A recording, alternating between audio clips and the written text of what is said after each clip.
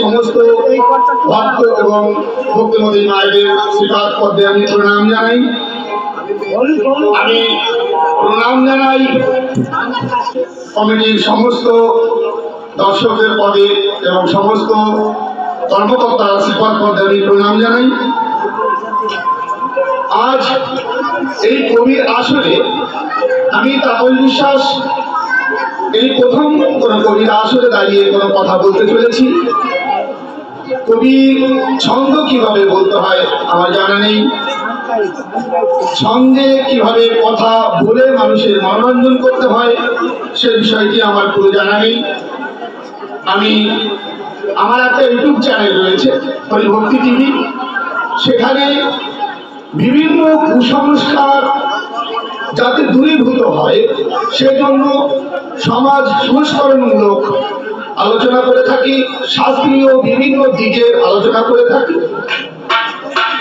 তো আজ প্রথম আপনাদের সম্মুখে আমি দণ্ডায়মান, যাতে আমি এই কবির আসরের আলোচনা সঠিকভাবে করতে পারি।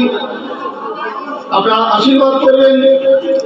বহু ভক্তের অনুরোধের কারণে আমি ইউটিউব চ্যানেল থেকে বেরিয়ে একটা ভাব কবির দল তৈরি করে সেখানে কবি গান আমার দ্বারা হবে না, তবে কবির মতো খানিকটা ভাব রেখে ভাব কবি দিয়ে একদম গ্রাউন্ড ফ্লোর থেকে আমি চাইছি আমাদের জাতির মানুষের কুসংস্কার কিভাবে দূরীভূত হয় সেজন্য একদম রেশনাল আলোচনায় আসবে। সেই আলোচনা করতে গেলে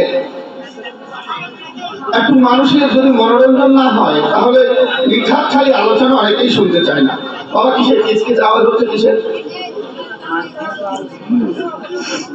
এই জন্য এই সবাই আমি দাঁড়িয়েছি, ভুল ত্রুটি আপনারা আমায় ক্ষমা করবেন।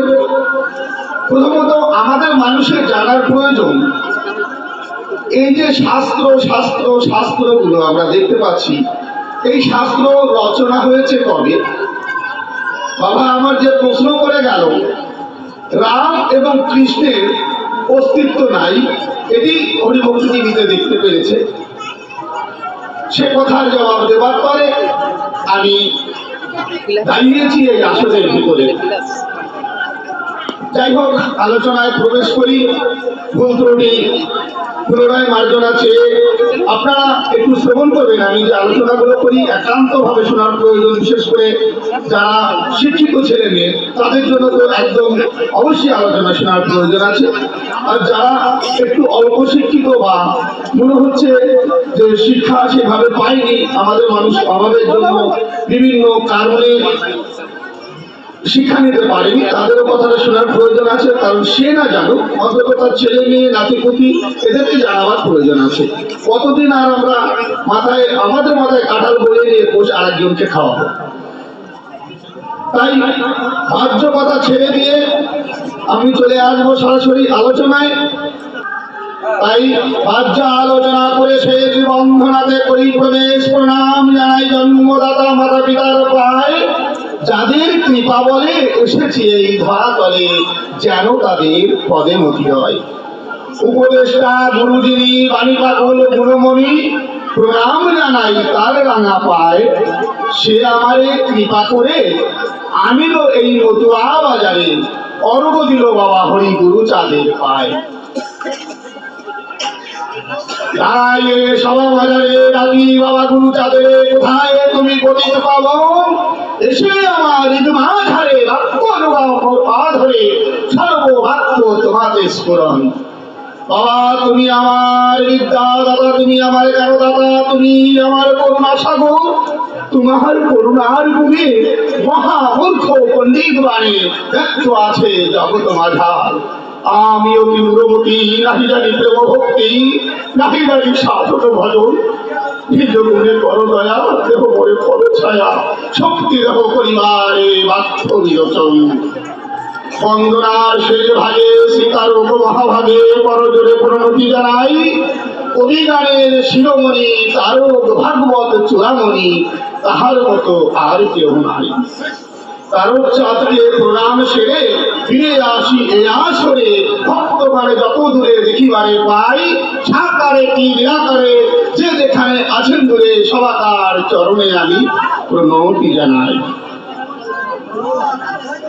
আজ এই আসনের ভিতরে আমায় একটা প্রশ্ন করে, প্রশ্নটা নাকি রাম এবং কৃষ্ণের নাকি অস্তিত্ব নাই। শ্যামল বাবা আলোচনা দেখতে পারে ওই হরিভক্তি টিভির ভিতরে, সেখানে রাম এবং কৃষ্ণের অস্তিত্ব নাই এই সম্পর্কে আলোচনা রয়েছে। প্রশ্ন তো দিয়েছে আমায় একটা, কিন্তু এই একটা প্রশ্ন না, প্রশ্নের ঢক শুনে কিন্তু আমরা একটা গল্প মনে করি। প্রথমেই গল্প না দিলে পরে বুঝতে পারবেন না এই গল্পের মজাটা। আপনাদের সকলের আছে জানা, পীতম্বর বারুই নামে এক জালিয়া আছে। সে জালিয়ে মাত্র 1.5 রাতের মানুষ। তার একদিনকে শখ হয়েছে সে খাপলা জাল খেলবে একটা 12 হাতের জাল। 1.5 রাতের এক মানুষ 12 হাতের খাপলা জাল খেলবে।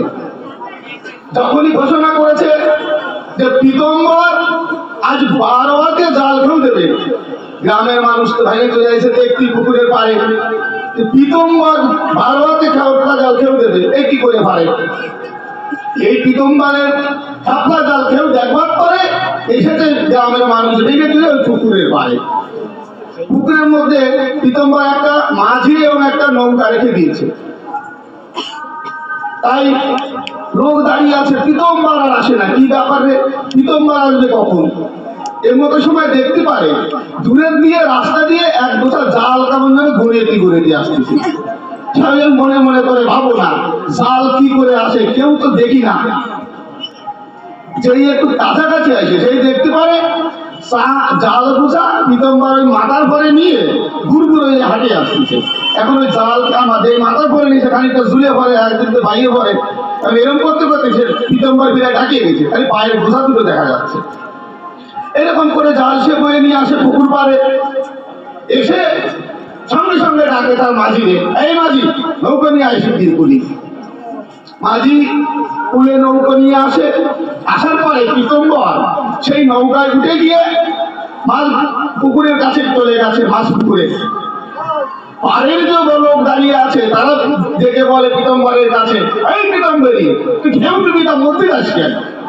তারা এটা পীতম্বরী কেউ এ যা তা না। তো পীতম্বর ওই পুকুরের মাঝখানে গিয়ে জাল গোছা করে আস্তে আস্তে দিতে ছাড়িয়ে। সবাই আবার ডাকে পায়, এই পীতম্বর তুই তো ঢেউ দিবি, তো জাল ছাড়িয়ে দিবি। এটা বোঝো না, এটা পীতম্বরী কেউ যত তলাবে তত মেলাবে। তো বাবা প্রশ্নটা সেইরকম ঢপ হইছে, যত যাবে তত মেলাবে। তাই মনে মনে করি ভাবো না বেশি সময় নেব না, সংক্ষেপে যা একটু দিয়ে যাবো তাতেই আশা করি বুঝাই যাবে। আমাদের যে প্রশ্ন করেছে যে রাম এবং কৃষ্ণের অস্তিত্ব নাই, তা কি হতে পারে? রাম কৃষ্ণ আমরা সারা জন্ম ধরে শুনে এসছি, রাম ভগবান কৃষ্ণ ভগবান, তার অস্তিত্ব নাই। এই যদি আমি কই তাহলে আমার মানুষ ছাড়বে, বিদায় সোজা করে দেবে না। তো বাবা আগে আমাদের বলা দরকার রাম এবং কৃষ্ণ কোথায় আছে। আপনাদের চরণ ধরে করি মানা, আমারে কিন্তু কেউ ভুল বুঝবেন না, আমি কিন্তু আমার কথা কইনি বাবা। ওই যে বর্ণবাদী যারা শাস্ত্র গ্রন্থ লিখেছে তারা তাদের শাস্ত্রে কি লিখে রেখেছে, কিভাবে আমাদের শোষণ শাসন করে খেতে পারে, তার আজকে তুমি করে যাও তুলে। প্রথমে আগে বলতে হয় ভগবান কোথায় রয়। ভগবান থাকে এই বিরাসনে, বাইরের জগতে তার কোনো অস্তিত্ব পাওয়া যায় না। যদি দেখা যায় প্রত্যেক ঘরে ঘিরে পড়ে রাম কৃষ্ণ গৌরাঙ্গ হরিচাঁদের নিদর্শন মেলে, বাইরের জগতে রাম এবং কৃষ্ণের নিদর্শন পাওয়া যায় না। গৌরাঙ্গ মহাপ্রভু ছিলেন, ইতিহাস তার পরিচয়, তার বাড়িঘর এখনো রয়। হরিচাঁদ ঠাকুর ছিলেন, ইতিহাস পরিচয় এবং তার বংশগুলো এখনো রয়েছে, এই ধরা পড়ে। এ আপনাদের জানা আছে, এ আর আমার বলা লাগবে না। তাহলে ঐতিহাসিক পুরুষ আমার গৌরাঙ্গ মহাপ্রভু এবং হরিচাঁদ ঠাকুর, এদেরকে পাওয়া যায়, কিন্তু ঐতিহাসিক পুরুষ রাম এবং কৃষ্ণ নয়। এদের কোনো অস্তিত্ব ভারত সরকার এখনো পর্যন্ত দাখিল করতে পারেনি, উন্নত যুগের কথা। আর সেই 12টা দিয়ে যাবো আপনাদের কাছে ছোট্ট ছোট্ট। তার আগে বলতে হয় তাহলে রাম কোথায় আছে, কৃষ্ণ কোথায় আছে? এই যে ভাবে ঘরের ভগবান, প্রত্যেক ঘরের ভগবান আল্লাহ, কৃষ্ণ, গড, যিশু, রাম, গৌরাঙ্গ, হরিচাঁদ সকলেই কিন্তু একই, আলাদা কিছু নয়।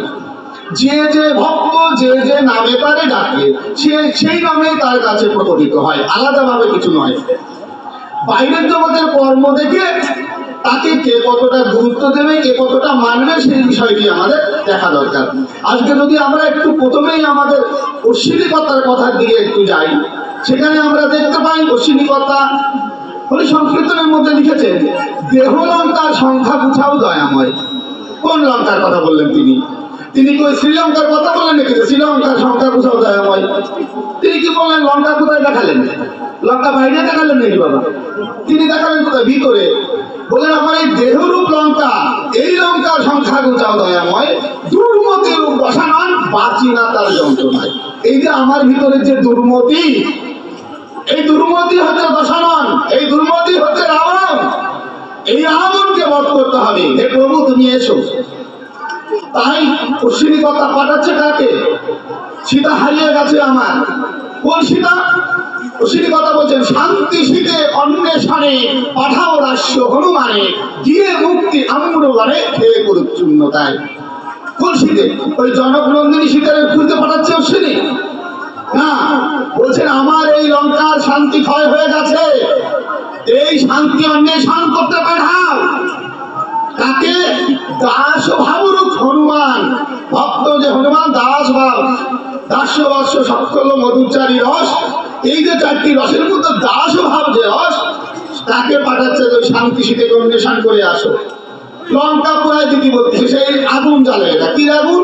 ওদের প্রেমের আগুন জ্বালাইয়ে মায়া মন্দির পুরাইয়ে করুক লঙ্কা ভস্মময়। লঙ্কা ভস্মময় করতে বলেছে কি দিয়ে?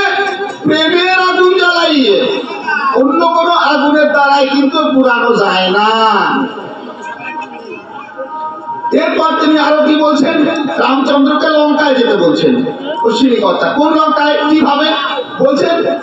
কামরূপ নদী বন্ধন করি লঙ্কায় রাও রাম ধনুধারী, সাঙ্গ বাঙ্গ সঙ্গে করি এসো হরি দশময়। কি বলছেন? কোন সাগর?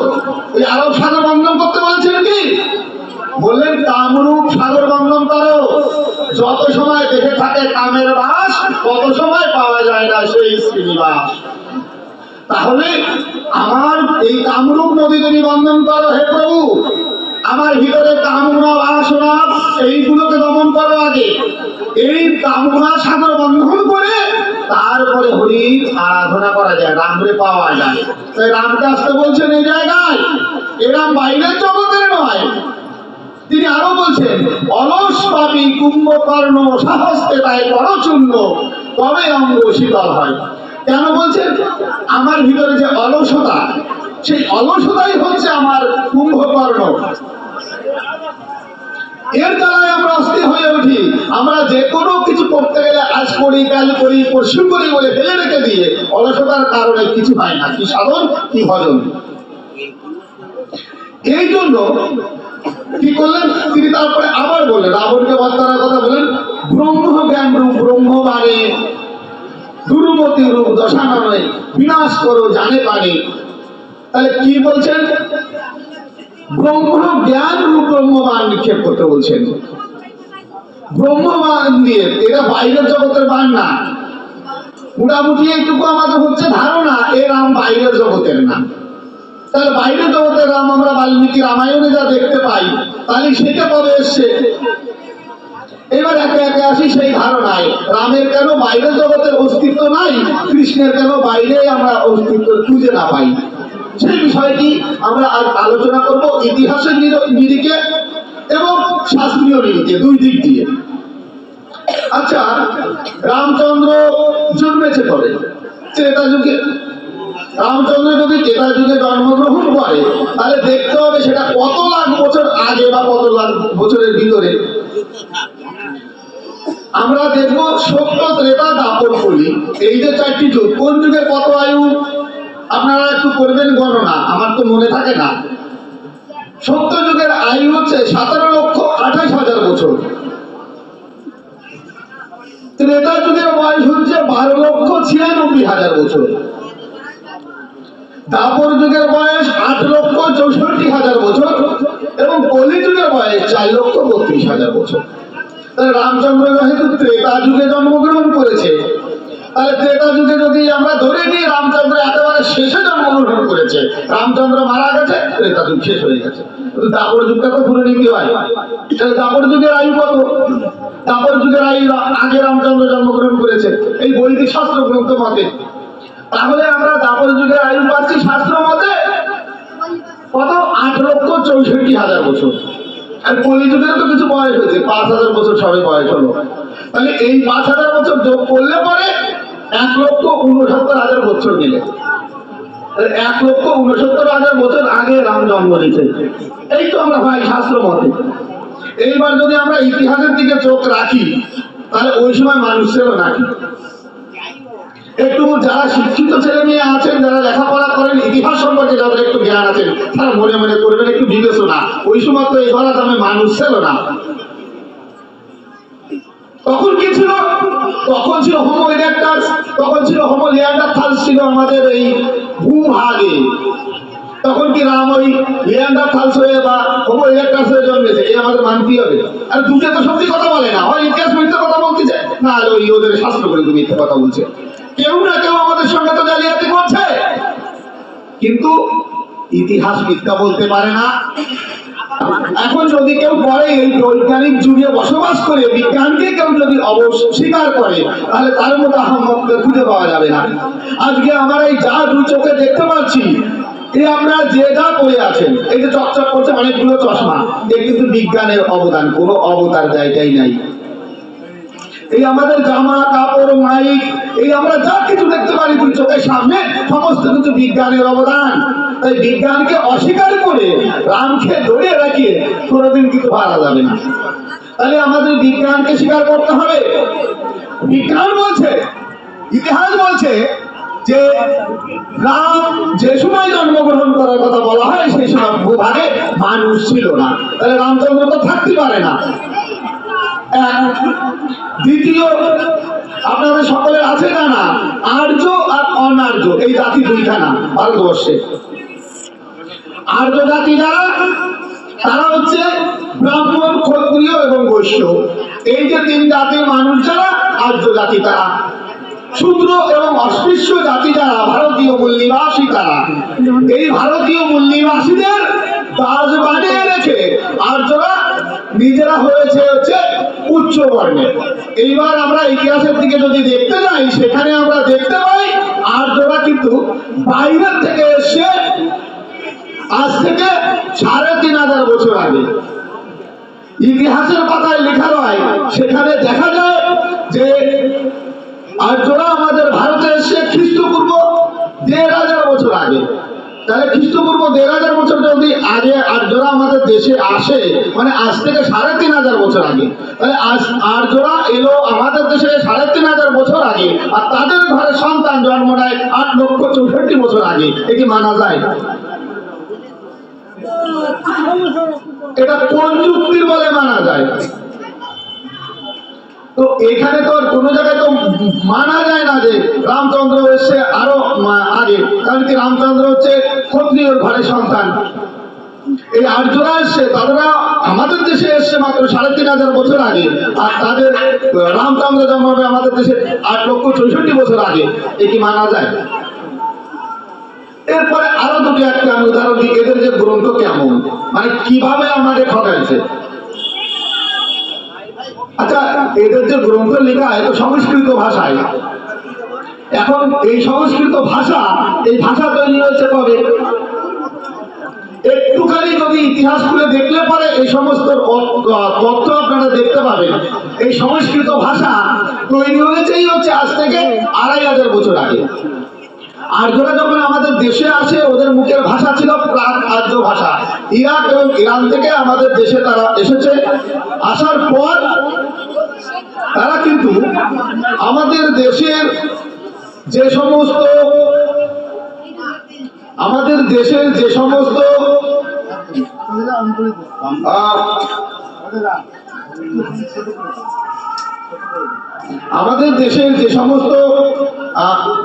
মানুষগুলো আছে, ছোট করে আলোচনা করতে বসে করে দিই। তো সংস্কৃত আলোচনা করতে গেলে সবাই একটা প্রেক্ষাপট আর একটা সময় সাপেক্ষ। তো প্রেক্ষাপটের দরকার নেই, উনি জানেন। তো আমি ওনার কাছে একটু করজোরে মিনতি করি, আপনি আমার সামনে আসেন, কতটুকু জানেন একটু দেখে নিন। বাবা, আমাদের মানুষকে এটা জানতে হবে। জন্ম করে আমরা জন্ম করে গোলামি করে যাবো, ছয় বংশ করে করে কতদিন ধরে আর আমরা কাল্পনিকের পিছনে ছুটে ছুটে বেড়াবো? আমাদের জানার প্রয়োজন আছে আমাদের মানুষগুলোকে কিভাবে শোষণ করে খাচ্ছে। আমার গুরুচাঁদ ঠাকুর কেন শিক্ষা আন্দোলনের কথা বললেন? তিনি বলে গেছেন ছেলে মেয়েকে দেবে শিক্ষা, প্রয়োজনে করবে ভিক্ষা, শুধুমাত্র শিক্ষা করে চাকরি করে খেয়ে দিনে ছেলে মেয়েকে নিয়ে থাকবো, এই জন্য তিনি বলেননি। তিনি বলেছেন প্রত্যেকটা মানুষ, প্রত্যেকটা জাতির মানুষ, আমাদের জাতির প্রতি একটা ঋণ থাকে। যে ছেলে শিক্ষিত হয়েছে প্রত্যেকটা ছেলের এখন জানা উচিত তার জাতির প্রতি একটা ঋণ আছে। সে কুসংস্কার মুক্ত করা, জাতির মানুষকে উপরে তুলে আনা তার একটা ঋণ। সেই ঋণ থেকে ঘরে মুক্ত হবে মানুষ। তাদের জানার প্রয়োজন আছে যে আমরা কেন এটি করবো আর কেন করবো না, কেন ওড়িশা ঠাকুরের সঙ্গে ধারা দামে জানার প্রয়োজন আছে। ভগবানের তো কারখানা আছে, ওড়িশাতে আসার দরকার কি ছিল? কোন ভগবান আমাকে কি দিল? কেউ কি এক বিন্দু অধিকার আমাদের দিয়েছে? কেউ আমাদের এক বিন্দু অধিকার দেয়নি। যেটা বলতে চেয়েছিলাম আমাকে রসে ভাসে, সেটা বলতে যাচ্ছে এখন আমাকে কর্কশ ভাসে। তাই চরণ ধরে পরিমাণ এই আলোচনা শুনবেন না, আমি আলোচনা করবো না, কিন্তু কথার মাঝে সেটাও বাধা দেবেন না। আজ আমি চ্যালেঞ্জ করে বলছি, এলাকায় যেদিন ফেলে থাকে আমার সঙ্গে শাস্ত্র আলোচনায় বসুক। এই খোলা নাইকে আমি বলছি, বৈদিক ধর্মের যত শাস্ত্র গ্রন্থ আছে আমার গুলে খাওয়া, বৌদ্ধ ধর্মের যত শাস্ত্র গ্রন্থ আছে আমার গুলে খাওয়া, ইসলাম ধর্মের যত শাস্ত্র গ্রন্থ আছে আমার গুলে খাওয়া, আমি বলে যাচ্ছি আপনাদের জৈন ধর্মের যত শাস্ত্র গ্রন্থ আছে আমার গুলে খাওয়া। আসুন কি আছেন আমার সামনে, আমার হরিগুরু যাদের তথ্যের উপরে যদি যেতে চায় আসুন আমার সঙ্গে আলোচনায়। এই জন্য আছে জানার প্রয়োজন আছে আমাদের ভারত প্রত্যেকটা ছেলে। কেন আমরা কথা বলবো, কেন আমরা কথা বলবো না? আর যে তথ্যটা আমি বলছি এটা অবশ্যই আমি জোর করে হলেও একটু সময় নিয়ে বলে যাবো, তাদের সংক্ষেপে বলি। আজ এই চিন্তাটা আপনাদের মাথায় ঢুকবে, পরের দিন আবার আমাকে ডাকবেন, আমি সেই দিন খরচ মুক্ত করে দেবো। সংস্কৃত ভাষা তৈরি হয়েছে আজ থেকে মাত্র 2500 বছর আগে। তারা বড় বড় গল্প করে তাদের শাস্ত্রের মধ্যে যে তাদের লাখ লাখ বছর আগের শাস্ত্র, যে ভাষা তৈরি হয়েছে 2500 বছর আগে, সে তাদের গ্রন্থ তৈরি হয়েছে সংস্কৃত ভাষার কি করে লাখ লক্ষ বছর আগে, তার কোনো ঐতিহাসিক নিদর্শন নেই। আজকে যে সংস্কৃত ভাষায় যেটা লিখতে গেলে যে লিপিটি প্রয়োজন, তাদের যে গ্রন্থ যে লিপিতে লেখা রয়েছে তাকে বলে দেবনাগরী লিপি। মাত্র নবম দশম শতাব্দীতে সেই লিপির আবির্ভাব ঘটে। নবম দশম শতাব্দীতে তার লিপির আবির্ভাব ঘটছে, তার সেই গ্রন্থ লেখা হচ্ছে তার কত কত লক্ষ বছর আগে। কি করে? মাত্র 1000 বছর আগে গ্রন্থ লিখে আমাদের এই আধ্যাত্ম দুনিয়ার ভগবানকে বাইরে বের করে ধর্ম ব্যবসা করে খাচ্ছে এরা। আমাদের জানার প্রয়োজন, অতদিন আমরা ধর্ম ব্যবসায়ীদের ব্যবসার মধ্যে মুখ রাখবো। আমাদের জানার দরকার এই ব্যবসাটা তোমার চন্ডালের ভারত করে ছেলে করে খেতে পারে। আমি ভাবতাম না সুন্দরী বড় রেখে দিয়ে বড় সাথী হয়ে গাছাখানে গাছের মালা দিয়ে লাফাই ডুবে বেড়াতে আমার কি যোগ্যতা কম আছে, গান গাইতে পারি না, চলে আসো আমার সামনে। কিন্তু এই যে আমি করবো না, আমার মানুষকে তো সজাগ করতে হয়। আমার কতদিন আর এইভাবে ঢালুমালি করে খেয়ে যাবো? প্রয়োজন আছে আমাদের। আমি একটা চ্যানেল খুলেছি, 65,000 সাবস্ক্রাইবার আমার। প্রতিদিন আমার মা বোন ব্যাগ দিয়ে সব গালাগালি করে, কেন আমি কি পারি না ছেড়ে দিয়ে আমি এই আলোচনা করে বেড়াতি? আমরা ভাতের ব্যাপার নাকি? আমার কাজ ছেড়ে দিয়ে বলছিলাম ফেলে দিয়ে আমি এখানে কেন আলোচনা করতে আসবো? আমার কি দায় টাকা বলছে নাকি? ওই জন্য আমি চরণ ধরে করি মানা। বাবা যাদের ঘরে ছেলে মেয়ে আছে শিক্ষা দেবেন। আমার গুরুদেব ঠাকুর চেয়েছিল সুশিক্ষা শিক্ষিত, শুধু সুশিক্ষা শিক্ষিত মানে পুঁথিগত বিদ্যা নয়, এই সমস্ত শাস্ত্র গ্রন্থ আমাদের পড়তে হয়, তবে আমরা বুঝতে পারবো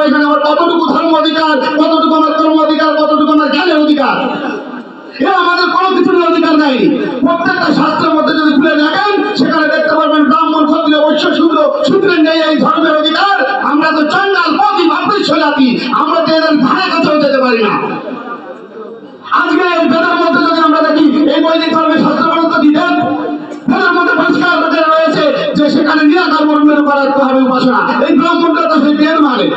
ওই আপনারা দেখুন তারপর চিন্তা করে কেউ যে ব্রাহ্মণটা বেদ মানছে কিনা। কোন বেদের মধ্যে লেখা রয়েছে যে মন্দির নির্মাণ করে তার মধ্যে দেবতা করে দিয়ে পুজো করো। তারা পায়ে পায়ে ঘুরায় ঘুরায় ধারে ধারে গিয়ে মন্দির করে দিয়ে এসছে, মন্দির করে দিয়ে সেখানে টাকা দিয়ে আমাদেরই পয়সা লুটে খাচ্ছে। কবে থেকে এই পুজো দেওয়া শুরু হয়েছে মনে জাগে না একবার? বেদের বলছে নিরাকার ব্রহ্মের উপাসনা, তাহলে বেদ ছেড়ে দিয়ে তাই কোন কারণে এত দেবতা করে নিয়ে এসছে? ইচ্ছা জাগে না একবার জানতে যে কি এমন কারণ ঘটেছে, কেন এত দেবতা সৃষ্টি হয়েছে? অবতারবাদ সৃষ্টি হয়ে যাচ্ছে পুরাণের মধ্যে। এই পুরাণের মধ্যে অবতার সৃষ্টি করেছে। আমার ভিতরে ভগবান, এই আল্লাহর ভিতরে ভগবান, যিশুর ভিতরে যে ভগবান, প্রত্যেকের ভিতরে মানুষের ভিতরে আধ্যাত্ম দুনিয়ায় এক ঈশ্বর থাকে। সেই ঈশ্বরটাকে কি করলেন? কল্পনার দ্বারায় পুরাণের মধ্যে সৃষ্টি করে তার নামে ওই ভগবানের নামে উৎসাহে লিখে রেখে দিয়েছে এই বর্ণবাদী ব্রাহ্মণ সমাজ। আজকে আপনি যত বড় ভাববেন, আপনি কি জানেন কৃষ্ণের নামে তারা কি লিখেছে? কৃষ্ণ একজন ভগবানের চরিত্র তারা কিভাবে অঙ্কন করেছে। কৃষ্ণকে আমরা ভগবান বলে জানি, সেই কৃষ্ণকে তারা বানিয়েছে তাদের নারায়ণ, তার একটা চুলের ডগা থেকে। কৃষ্ণ ভক্ত যারা, আমি কৃষ্ণ ভক্ত, আমার গায়ে লাগবে না? আজকে প্রত্যেকটা বিষয় নিয়ে আজকে আলোচনা করতে গেলে আমার সারাদিন ধরে বললেও শেষ হয় না, যা বড় স্কুপ। সেই জায়গায় দাঁড়িয়ে আমাকে অল্প করে বলতে বলছে, আমি অল্প করেই বলে যাব।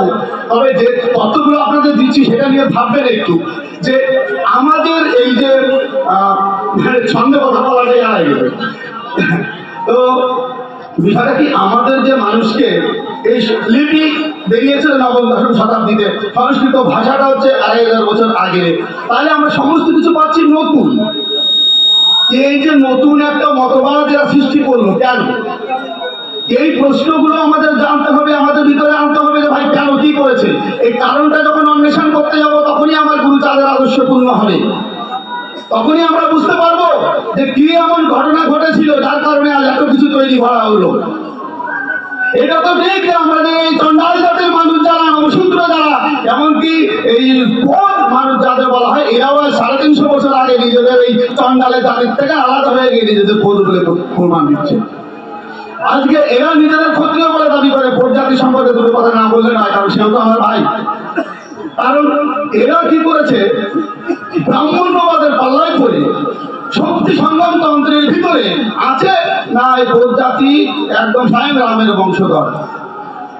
এই পশ্চিমবঙ্গের যত গ্রন্থরা আছে খুঁজে দেখবেন, কোথাও এই শক্তি সংগ্রাম তন্ত্র পাবেন না। আমি তারপরে বিশ্বাস আমার কাছে যাবেন, আমি বারাণসী থেকে মূল শক্তি সংগ্রাম তন্ত্র নিয়ে এসে সেখানে সন্ধান করে দেখেছি, না নমশূদ্র জাতি তত্ত্ব আছে, না সেখানে এই বৌদ্ধের জাতি তত্ত্ব আছে। শুধুমাত্র মিথ্যাচার, মিথ্যাচার আর মিথ্যাচার, যেদিকে তাকাই এটি মিথ্যাচার। আরে আমাদের যে কবি সরকাররা 2 দিন আগেও তারা গান গিয়ে বেড়াইছে, আমার গুতনে পরে তাদের কথা বন্ধ হয়েছে। ওই ঠাকুরের কথা মহাভারতে আছে, উত্তম মুনির গানে বলতেছে। জ্ঞানন্দ তন্ত্রে আছে অভিষেক ঠাকুরের কথা, ব্রহ্মবৈবর্ত পুরাণে আছে, ভবিষ্য পুরাণে আছে। বলিয়ে পরে আসলে তারা বলতে বলতে চলে যায়, কতদূর তাদের ঠিক হয় না। এই আষাঢ়ি গল্প শুনে শুনে গেছে আমাদের কানে মুখস্থ। তা ওই কথা বাদ দিয়ে যখন একটু খারাপ কথা হয় তখন কানে ঝঞ্ঝনায় বাজে, এই কি কয়, এ তো মেলে না। আজকে শক্তি সংগ্রাম, আজকে জ্ঞানতন্ত্র, এই আমি আমাদের কবিয়ালদের গান শুনে আমি তো পাগল হয়ে গেলাম। আমার খুঁজ দিতে হবে, সমস্ত বই পড়া হলো, তাহলে জ্ঞানতন্ত্র পাইনি। 30 টাকার বই 6 মাস ঘুরে 500 টাকাতে কিনে নিয়ে এসে পড়ে দেখলাম, তাতেও কিন্তু ওর সাথে কথা নাই। ওরা থাকতে পারে না, চন্ডালের ছড়াটা, চন্ডালের ছড়ের কথা ওদের বলতে থাকবে, সম্ভব না। কারণ এদের সব জিনিসই তো কাল্পনিক, অরিজিনালের সঙ্গে কাল্পনিক কোনোদিন যায় নাকি? এই জন্য মনে করি ধারণা, আমার কথাই কেউ ব্যাপার হবে না, এই কথা কিন্তু আমার না। এই যা আছে শাস্ত্রে, আমি সেই কথা আপনাদের সামনে তুলে ধরতে চাইলাম। যাই হোক, আমি দেখুন আমাদের কেমন ভাবে বলদ বানায়, ছোট্ট একটুখানি গল্প দিয়ে আর একটা কথা বলে আমি নামবো। গল্পটা কেমন, একদিন এক নাপিত তার জাতির ব্যবসা করে খায়, দেখছি এতে তো সংসার চালানো যায়, কি করা যায়।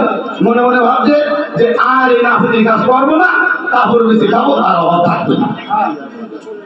কাপড় ব্যবহার করে তিনি মাথায় গুটলা বাঁধিয়ে নিয়ে হেঁটে হেঁটে চলেছেন। তো এক অবন্তী রাজ্যের ভিতর দিয়ে যাচ্ছেন, সেখানে রাজার রাজপ্রাসাদের বারান্দায় রাজা আর রানী বসে আছেন। এর মতো সময় নাপিত বলতে বলতে যাচ্ছে, কাপড় চোপড় নেবে, কাপড় চোপড়। রানী মনে মনে ভাবছে, তাই কাপড় তো পরেছি, সবর তো কোনোদিন পরি নাই। রাজা মশাই ডাকে বলছে, শোনো রাজা, আমার মনে আছে বাবু, আজকে এখন সফর নেব, কাপড়ে কাজ হবে না, কাপড় তো মেলা পড়েছে। রাজাও তো মনে মনে ভাবছে, তাই তাই তো রানী তো কোনোদিন সফর কিনে দিই নাই, এই কয়টা কিনে শুনে আসো যাও। এখন কাপড় আলাদা ডেকে নিয়ে এসছে। কাপড় আলাদাকে ডেকে নিয়ে আসার পর বলছে, আমাকে এখন সফর দেখাও। এখন সেই কাপড় আলা নাপিত মনে মনে ভাবছে, তাই এর সফরের কথা আমি কিছু জানি না, আমি কিছু দেখিও নাই। বলে, রাজা মশাই আমাকে তো সফর নাই। বলে, কেন তুই তো বললি কাপড় সফর নেবে? বলে, মশাই ওইটা কথার কথা, যেমন বলে না বাচ্চা খাবার টাবার নাকি, সেইরকম বলেছি আমি কাপড় সফর। ওসব শুনতে চাইনি, আমার সফর দিয়ে যাবি, আনি কাপড় চাইছে। এখন ওদের দিতে সারা বাড়ি বলো রাজা, এর তো সংক্ষেপে এইভাবে শালিক কাজ হবে না, এর একটা গাই দিয়ে যায়।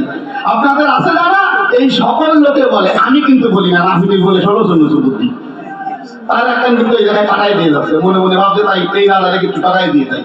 রাজা মশাই সফর তো আজকে নেই, শেষ হয়ে গেছে, আনতে মেলা দাম, আপনি কি নেবেন?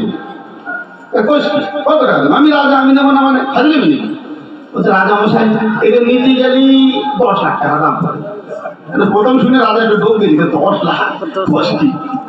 বলছে, না রাজা মশাই মনে মনে করেছি, দাঁড়ান আপনি তো রাজা, খারাপ জিনিস তো দেওয়া যায় না। এখন ভালো তা আছে বাড়ি, সেই গাড়ি দেবেন। বলতে কয়দিন লাগবে?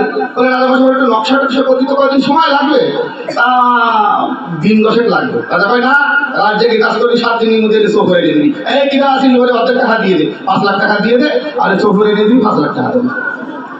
এখন ওই কাপড়ওয়ালা তো করেছে কি, 5 লাখ টাকা নিয়ে বাড়িতে ভরি বলছে, এই 7 দিনের আমার আয়ু আছে, এই টাকা নিয়ে যায় ব্যাংকে ফিক্স করে রাখিয়ে দে, তোকে দেয়, তোকে আর অভাব হবে না, আমি না থাকি। এখন নাপিত মনে মনে ভাবছে, তাই আমার স্বামী 7 দিন গরম আয়ু আছে, আর আয়ু নাই, কি হয়েছে?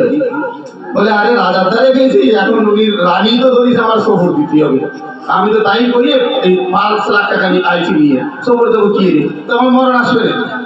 ওরে জ্বালা রে, এরে তোর যদি সময় লাগেনি, আমি শিখিয়ে দিচ্ছি, তুমি বাজারে যাও, ঢক দেখে একটা বেশ রং করা বাক্স কিনে নিয়ে আসো, আর একটা তালা কিনে নিয়ে এসো। ওই বই কথা শুনে বাজারে যাইয়ে সুন্দর একটা বাক্স কিনে আর একটা তালা কিনে নিয়ে আসি। আমি গরিব বলছি, দেই আমি তো দিলাম, এবার কি হবে? এবার খাইয়ে দেয়, কয়দিন ঘুমো, 7 দিনের দিন ওই বাড়ি যাওয়া। 7 দিনের দিন হয়েছে, বলছে যাবো তো কি করবো, তো কুইয়ে দিচ্ছি। বলছে, শোন আমি বলে দিচ্ছি তোমার, শোনো বাক্সটা খুলবা, খুলে আস্তে করে এরা মারতে পারি কথা, তাতে তো কিছু নেই, তুমিই থাকো। ওকে আগে বাক্স বের করবা, বাক্স খোলার আগে একটা কথা কবা, এই বাক্সের মধ্যে সফর আছে।